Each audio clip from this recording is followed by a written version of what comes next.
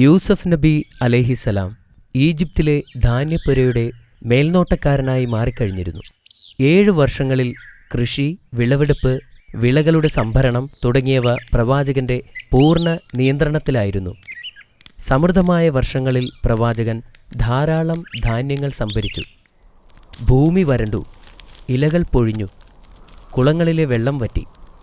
പ്രവാചകൻ പ്രവചിച്ചതുപോലെ വരൾച്ച വന്നു. രാജ്യത്ത് മുഴുവൻ ക്ഷാമം വ്യാപിച്ചു. വെള്ളം എല്ലായിടത്തും വറ്റാൻ തുടങ്ങി. ഇലകൾ മഞ്ഞ നിറമായി. ആകാശത്തു നിന്നും ഒരു തുള്ളി മഴ പോലും ലഭിച്ചില്ല.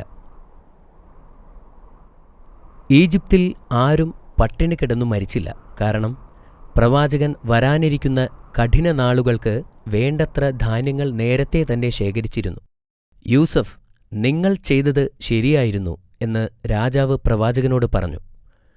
നിങ്ങൾ ഒരാൾ കാരണം മാത്രം ഞങ്ങളുടെ ജനങ്ങൾ കഷ്ടത അനുഭവിക്കുന്നില്ലല്ലോ.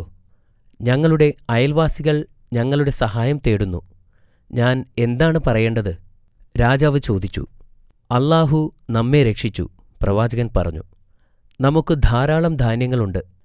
ഇത് നമ്മുടെ അയൽക്കാരെ സഹായിക്കാനുള്ള സമയമാണെന്ന് ഞാൻ കരുതുന്നു. ഒരു ചെറിയ വിലയ്ക്ക് നമുക്ക് ധാന്യങ്ങൾ കൊടുക്കാം. നിരവധി ജീവൻ രക്ഷിക്കാനാകും. രാജാവ് പറഞ്ഞു, ഞാൻ നിങ്ങളോട് യോജിക്കുന്നു. അതിനുശേഷം ആവശ്യാനുസരണം ധാന്യങ്ങൾ വിതരണം ചെയ്യാൻ അദ്ദേഹം ഉത്തരവിട്ടു. കാനനിലും ക്ഷാമമുണ്ടായി.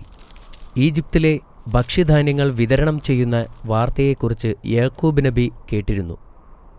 ബെന്യാമിൻ ഒഴികെ തൻ്റെ മറ്റു പുത്രന്മാരെ ധാന്യം വാങ്ങുന്നതിനു വേണ്ടി ഈജിപ്തിലേക്ക് അയക്കാൻ അദ്ദേഹം തീരുമാനിച്ചു. സഹോദരന്മാർ ദിവസങ്ങളോളം സഞ്ചരിച്ച് ഒടുവിൽ ഈജിപ്തിലെത്തി. വിദൂരദേശത്ത് നിന്ന് വന്ന 10 സഹോദരന്മാരെക്കുറിച്ച് യൂസഫ് നബി അലൈഹിസ്സലാം കേട്ടിരുന്നു. അവർ ധാന്യങ്ങൾ ശേഖരിക്കാൻ വന്നപ്പോൾ പ്രവാചകൻ അവരെ തിരിച്ചറിഞ്ഞു.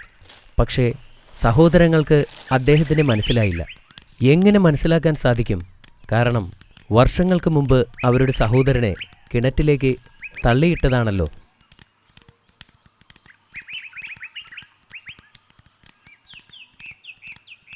പ്രവാചകൻ അവരെ കണ്ടുമുട്ടി. അദ്ദേഹം അവരെ സ്നേഹത്തോടെ സ്വാഗതം ചെയ്തു. ധാന്യങ്ങൾ നൽകിയതിനു ശേഷം അവർ എവിടെ നിന്നു വരുന്നു എന്ന് ചോദിച്ചു. ഞങ്ങൾ 11 സഹോദരങ്ങൾ മഹാനായ ഒരു പ്രവാചകന്റെ മക്കളാണ്. ഞങ്ങൾ കാനനിൽ നിന്ന് വന്നവരാണ്, അവർ മറുപടി നൽകി. ഞാൻ ഇവിടെ 10 പേരെ മാത്രമേ എണ്ണിയിട്ടുള്ളൂ എന്ന് പ്രവാചകൻ അവരോട് പറഞ്ഞു.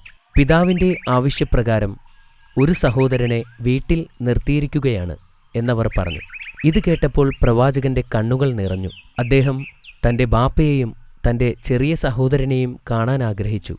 നിങ്ങൾ സത്യസന്ധരാണോ എന്ന് അദ്ദേഹം ചോദിച്ചു. സഹോദരങ്ങൾക്ക് ആശയക്കുഴപ്പമുണ്ടായി. ഞങ്ങൾ എന്തിന് താങ്കളോട് കള്ളം പറയണം? അവർ അദ്ദേഹത്തോട് ചോദിച്ചു. നിങ്ങൾ പറയുന്നത് സത്യമാണെങ്കിൽ നിങ്ങളുടെ ഇളയ സഹോദരനെ എൻ്റെ മുൻപിൽ കൊണ്ടുവരിക. അങ്ങനെയെങ്കിൽ നിങ്ങൾക്ക് ഞാൻ ഇരട്ടി ധാന്യങ്ങൾ തരാം. അല്ലെങ്കിൽ ഇനി ഒരിക്കലും ഈജിപ്തിലേക്ക് പ്രവേശിക്കരുത്. അദ്ദേഹം മുന്നറിയിപ്പ് നൽകി. പ്രവാചകൻ തൻ്റെ ജോലിക്കാരനോട് ഒരു ചെറിയ പണക്കിഴി കൊടുത്ത് അത് അവരുടെ ഒരു ചാക്കിനകത്ത് രഹസ്യമായി വയ്ക്കുവാൻ പറഞ്ഞു. ദിവസങ്ങൾക്കു ശേഷം അവർ കാനനിലെത്തി. തങ്ങളുടെ പിതാവിനെ വന്ദിച്ചുകൊണ്ട് പറഞ്ഞു, ബെന്യാമിൻ ഞങ്ങളോടൊപ്പം വരാതിരുന്നതുകൊണ്ട് ഞങ്ങൾക്ക് ചില വസ്തുക്കൾ നിഷേധിച്ചു. ബെന്യാമിനെ ഞങ്ങളോടൊപ്പം വരാൻ അനുവദിക്കുകയാണെങ്കിൽ കൂടുതൽ ധാന്യങ്ങൾ നൽകാൻ തയ്യാറാണെന്ന് മേലധികാരി ഞങ്ങളോട് വാഗ്ദാനം ചെയ്തിരിക്കുന്നു. ഞങ്ങളുടെ കൂടെ അവനെ പറഞ്ഞയക്കുക. എന്നാൽ പ്രായം ചെന്ന പ്രവാചകൻ ദുഃഖത്തോടെ പറഞ്ഞു, ബെന്യാമിനെ നിങ്ങളോടൊപ്പം വിടാൻ അനുവദിക്കില്ല. ഞാൻ നിങ്ങളെ എങ്ങനെ വിശ്വസിക്കും? യൂസഫിനോട് ചെയ്തത് എന്താണെന്ന് നിങ്ങൾക്കറിയാമല്ലോ. പിന്നീട് ധാന്യം നിറച്ച ചാക്കുകൾ തുറന്നപ്പോൾ പണക്കിഴി കണ്ട് അവർ അത്ഭുതപ്പെട്ടു. പിതാവേ, ആ മഹാനായ ഉദ്യോഗസ്ഥൻ നമ്മുടെ പണം മടക്കി നൽകിയിരിക്കുന്നു. നമ്മുടെ സഹോദരനെ അവർ ദ്രോഹിക്കില്ല എന്നതിൻ്റെ തെളിവാണിത്. എന്നാൽ പ്രവാചകൻ വീണ്ടും നിരസിച്ചു. കുറച്ചു മാസങ്ങൾക്ക് ശേഷം അവരുടെ ധാന്യങ്ങൾ തീർന്നു തുടങ്ങി. യാക്കൂബ് നബി തൻ്റെ മക്കളോട് വീണ്ടും ഈജിപ്തിലേക്ക് പോകാൻ ആവശ്യപ്പെട്ടു. ബെന്യാമിൻ ഇല്ലാതെ ഞങ്ങൾക്ക് അവിടെ പോകാൻ കഴിയില്ല എന്ന് ഒരു സഹോദരൻ പറഞ്ഞു. ഈജിപ്തിലെ ഉദ്യോഗസ്ഥൻ നൽകിയ മുന്നറിയിപ്പ് അവർ അദ്ദേഹത്തെ ഓർമ്മിപ്പിച്ചു. പ്രവാചകൻ അവസാനം സമ്മതിച്ചു. പക്ഷേ അവർ ബെന്യാമിനെ സുരക്ഷിതമായി തിരികെ കൊണ്ടുവരാമെന്ന് പ്രതിജ്ഞ ചെയ്തതിനു ശേഷം മാത്രമായിരുന്നു അത്. നിങ്ങൾ വാഗ്ദാനം ചെയ്തിട്ടുള്ളതിന് അല്ലാഹു സാക്ഷിയാണ്. അവർ പോകുന്നതിനു മുമ്പ് അദ്ദേഹം അവരെ ഓർമ്മിപ്പിച്ചു. പ്രവാചകൻ അവരെ അനുഗ്രഹിക്കുകയും അവരുടെ സംരക്ഷണത്തിനായി പ്രാർത്ഥിക്കുകയും ചെയ്തു. അവർ ദിവസങ്ങളോളം മരുഭൂമിയിലൂടെ സഞ്ചരിച്ചു. സഹോദരന്മാർ ബെന്യാമിനെ നന്നായി പരിപാലിച്ചു. അവർ ഈജിപ്തിലെത്തിയപ്പോൾ യൂസഫ് നബി അവരെ സ്നേഹത്തോടെ സ്വീകരിച്ചു. അദ്ദേഹം അവർക്ക് ഒരു വിരുന്നൊരുക്കി.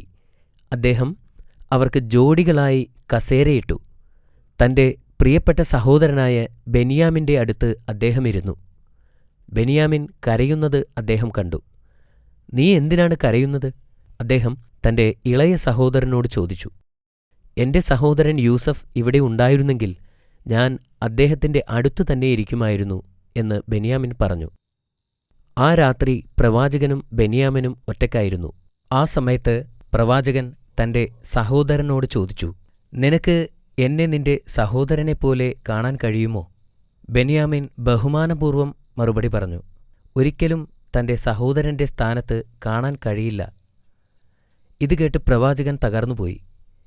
ബെന്യാമിൻ, ഞാൻ നിങ്ങളുടെ നഷ്ടപ്പെട്ട സഹോദരനാണ്.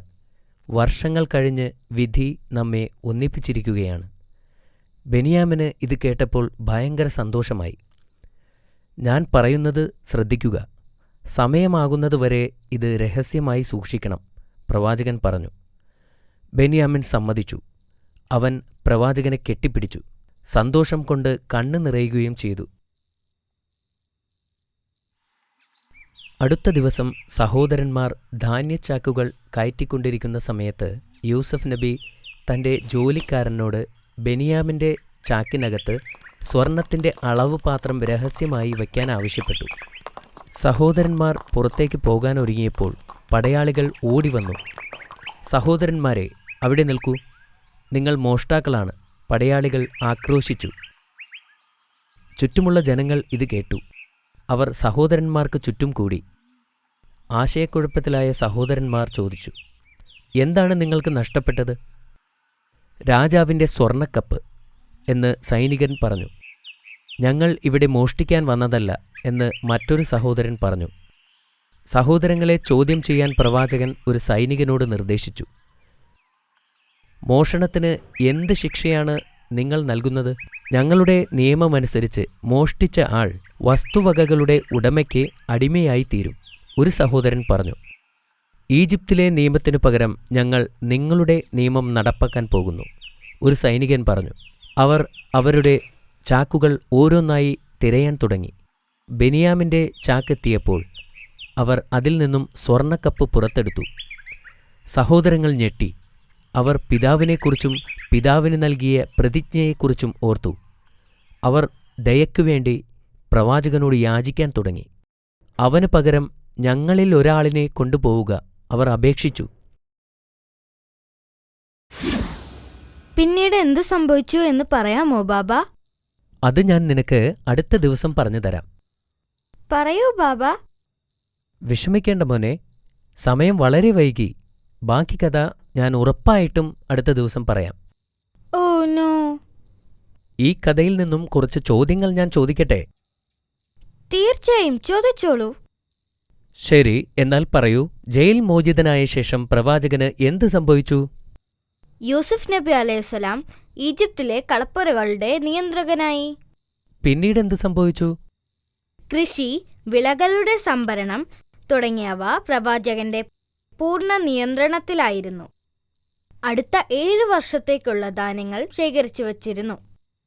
പ്രവാചകൻ മുൻകൂട്ടി പ്രവചിച്ചതുപോലെ വരൾച്ചയും ക്ഷാമവും രാജ്യം മുഴുവനും വ്യാപിച്ചു.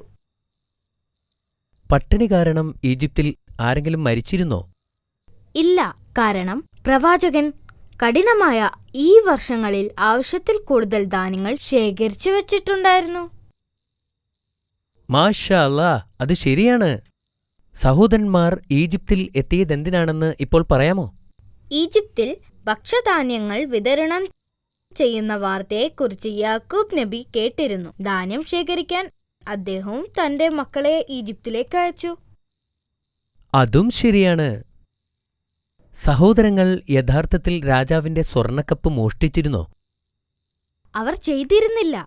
ബെന്യാമിന്റെ ചാക്കിനുള്ളിൽ സ്വർണ്ണക്കപ്പ് രഹസ്യമായി വെക്കാൻ പ്രവാചകൻ തന്റെ സൈനികരിൽ ഒരാളോട് ആവശ്യപ്പെട്ടിരുന്നു.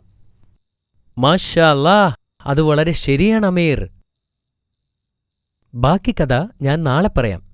Good night my son. Good night Baba.